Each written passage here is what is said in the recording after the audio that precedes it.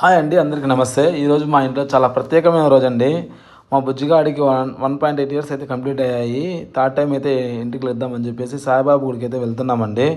అక్కడ చూడండి మా వాడు గోల. అనుకున్నట్టే మా వాడైతే మొదలు పెట్టేశాడండి. కత్తెర తెగిందో లేదో ఫుల్ స్కేల్ ఏడిపోతే ఏడ్చేసాడు. ఎంత బుజ్జిగించినా ఎంత బతిమాలినా అయితే ఆగట్లేదు. చూస్తున్నారు కదా ఎంతగా ఏడుస్తున్నాడో.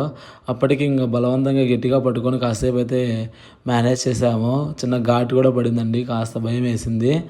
అప్పుడే మాకు ఒక ఐడియా వచ్చింది. వెంటనే ఫోన్ తీసి తనకి ఇష్టమైన పోయమ్స్ ప్లే చేసామండి. అంతే మ్యాజిక్ జరిగినట్లు ఆ పోయమ్స్లో మునిగిపోయి చక్కగా గుండు గీసే వరకు అయితే మాకు సపోర్ట్ చేశాడండి మా గుట్టుగాడు. అలా మా గుట్టుగాడి గుండు అయితే సక్సెస్ఫుల్గా పూర్తయింది. గుండు ఎక్కడ చెప్పలేదు కదండి, ఆ షిరిడి సాయిబాబా గుళ్ళో అండి, రంపిచర్ల. గుండు పూర్తయ్యాక చల్లగా స్నానం చేసుకొని సాయిబాబాకి అయితే అభిషేకంతో పూజించామండి. ఆ ఆశీస్సులు బాబుపై ఎప్పుడు ఉండాలని మనస్ఫూర్తిగా కోరుకున్నాము. ఆ సమయంలో కలిగిన ప్రశాంతత మాటల్లో అయితే చెప్పలేమండి. సాయిబాబా వారు ఎప్పుడు ఒకటే చెబుతారండి, శ్రద్ధ సబరి అంటే భగవంతుని మీద నమ్మకము అంతులేని ఓర్పు ఉండాలని. మా బాబు జీవితం కూడా బాబా అడుగు జాడల్లో మంచి మార్గంలో సాగాలని కోరుకుంటున్నామండి. ఎందుకు భయం నేనుండగా అన్న బాబా మాటలే మాకు కొన్నంత ధైర్యము. మా బాబు యొక్క మొక్కుల్లో ఇదొక మొక్కు అండి. ప్రశాంతంగా పూర్తయినందుకు చాలా సంతోషంగా ఉంది. ఓం సాయిరామ్. మా బుడ్డోడికి మీ అందరి ఆశీర్వాదాలు అయితే కావాలని కోరుకుంటున్నాను. దయచేసి ఆశీర్వదించండి.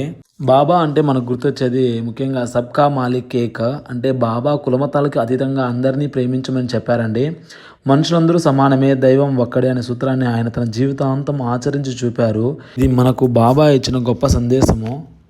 అదేవిధంగా బాబా స్వయంగా వంట చేసి భక్తులకు వడ్డించేవారంటండి. ఆకలితో ఉన్న ప్రాణానికి అన్నం పెట్టడం కంటే భిన్నమైన పూజ లేదని చెప్పేసి ఆయన నమ్మేవారు. బాబా ఆశీస్సులతో మన పిల్లలకు కూడా ఇతరులకు సాయం చేసే గుణాన్ని అలవర్చుకోవాలని కోరుకుందామండి. అదేవిధంగా ఇంకొక విషయము, బాబా కేవలం మనుషులనే కాదు పక్షులను మరియు జంతువులను కూడా అమితంగా ప్రేమించేవారు. ఆయన సన్నిధిలో ప్రతి జీవికి రక్షణ ఉంటుందండి. మా చిట్టి సాయిగాడికి కూడా బాబాలాగే దయాగుణంతో ఎదగాలని ఆకాంక్షిస్తున్నానండి.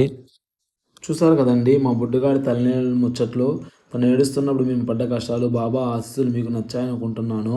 ఈ వీడియో మీకు నచ్చితే లైక్ చేయండి, షేర్ చేయండి, సబ్స్క్రైబ్ చేసుకోండి. మీ ఇంట్లో కూడా ఇలాంటి అల్లరి చిచ్చరబుడులు ఉంటే వాళ్ళ పేర్లు కామెంట్ సెక్షన్లో అయితే మెన్షన్ చేయండి.